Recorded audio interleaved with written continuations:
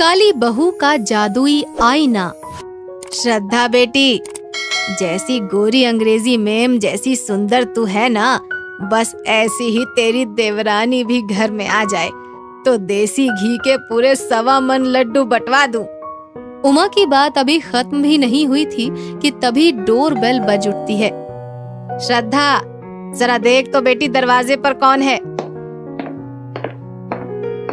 श्रद्धा ने जैसे ही दरवाजा खोला तो मोहन एक साउथ इंडियन लड़की को दुल्हन के जोड़े में लिए खड़ा था। उसे देखते ही श्रद्धा ने अपनी सास पर ताना कसा। ओ माँ जी, लो आ गई गोरी अंग्रेजी जैसी सुंदर बहू, अब बंटवा लो देसी घी के 1.25 मन लड्डू। ये सुनते ही उमा दौड़कर दरवाजे पर आई और काली बहू को देखकर हैरान रह गई। आयो अम्मा, पाए लागू जी। बेटा, ओ बेटा मोहन, ये क्या किया तूने? सचमुच शादी कर ली है? हाँ माँ, मुझे लक्ष्मी बहुत पसंद है। क्या तुम्हें अपनी बहू पसंद आई? ये सुनकर उमा की जीभ अचानक तुतला गई। बहू बहू तो तू लाखों में ढूंढ कर लाया है बेटा। चल बहू को अंदर ले आओ। उमा बहू का अपमान करके बेटे को नाराज नहीं करना चाहती थी, इसीलिए चुपचाप ही रहती है। मगर काली और साउथ इंडियन बहू को घर में देखकर वो मन ही मन कुड़ती रहती थी। बहू, ए श्रद्धा बहू, बहुत भूख लगी है, जरा खाना तो ले आओ बेटा। तभी लक्ष्मी ने सांभर डोसा लाकर उसके सामने रख दिया। ये क्या है बहू? आयो अम्मा, ये सांभर डोसा, नारियल का चटनी जी। ऐसा खाना तो मेरे बाप दादा ने भी नहीं खाया, फिर मैं कैसे खाऊं? उठा अपने इस सांभर ठूसा को, और मुझे नहीं खाना ये सब। आप इसे रहने दीजिए, मैं आपके लिए मूली के पराठे बनाकर लाती हूँ माँ जी। हाँ हाँ, जल्दी ले आ बेटा। इस घर में आकर लक्ष्मी का काला रंग उसके लिए अभिशाप बन गया था, क्योंकि उमा की नजरों में उसकी कुत्ते जितनी कदर नहीं थी।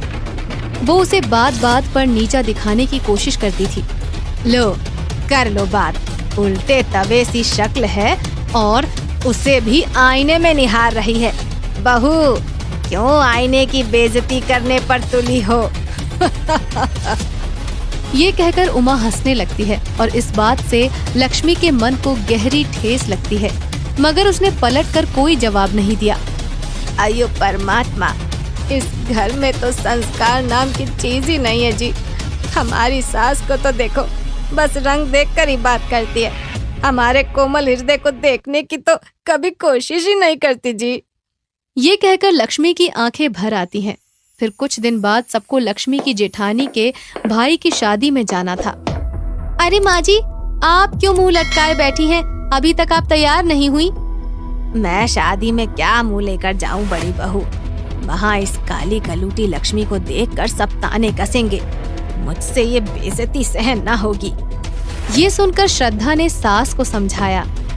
माँ जी, मैं यही तो चाहती हूँ कि शादी उत्सव में लोग इसकी बेइज्जती करें और ये हमारे मोहन को छोड़कर भाग जाए, फिर तो हम उसके लिए अंग्रेजी मेम सी गोरी बहू ला ही सकते हैं ना। अरे हाँ हाँ, ये तो मैंने सोचा ही नहीं बहू। शादी के उत्सव में और लोग तो लक्ष्मी के काले रंग को लेकर कोई खास बात नहीं कर रहे थे, मगर उसकी सास और जेठानी उसे बार बार बेइज्जत करने में लगी थी।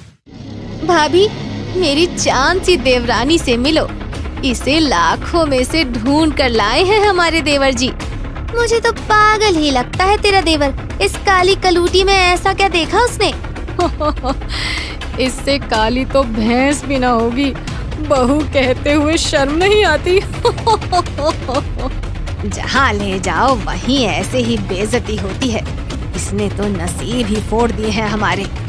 इस तरह के ताने सुनकर लक्ष्मी को रोना आ जाता है और वो चुपचाप वहाँ से घर के लिए निकल जाती है।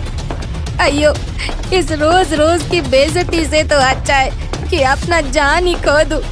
परमात्मा ने हमको काली कलूटी बनाकर हम पर बड़ा जुल्म ढाया है जी। तभी लक्ष्मी को किसी औरत की आवाज सुनाई देती है। आईना खरीद लो बेटी, ऐसे आईने पूरी दुनिया में कहीं नहीं मिलेंगे, आईना ले लो। ये सुनकर लक्ष्मी गुस्से में बोली। आयो अम्मा, हमारा सूरत तो देखो जी, ऐसा काला कलूटा सूरत को आईने में क्या देखो जी। मायूस ना हो बेटी, बस एक बार मेरे आईने को उठाकर उसमें झांक कर तो देख, हो सकता है तेरे मन की मायूस कली खिल उठे। उसके इस आग्रह को लक्ष्मी ठुकरा न सकी। उसने आईने में खुद को देखा तो मारे खुशी के उछल पड़ी। आयो अम्मा, ये कैसा चमत्कार जी, हमारा काला रंग तो निखरा निखरा गोरा हो गया। हमें ये आईना चाहिए जी। चाहिए तो ले जाओ बेटी, पर ऐसी ही गोरी बनी रहने के लिए तुम्हें रोज एक बार इस आईने में अपना चेहरा जरूर देखना होगा। ये सुनकर लक्ष्मी बोली, और कुछ अम्मा? और ये बेटी कि तुम्हारे सिवा जो कोई भी इस आईने में देखेगा, तुम्हारा ये काला रंग उस पर चढ़ जाएगा। क्या उसका रंग फिर कभी वापस नहीं आएगा? उसके लिए तुम्हें इस आईने में देखना होगा। जैसे ही तुम इस आईने में देखोगी, उसका रंग वापस आ जाएगा, पर तुम्हारा रंग हमेशा के लिए काला होकर रह जाएगा। लक्ष्मी का गोरा रंग देखकर उमा और श्रद्धा दोनों दांतों तले उंगली दबा लेते हैं।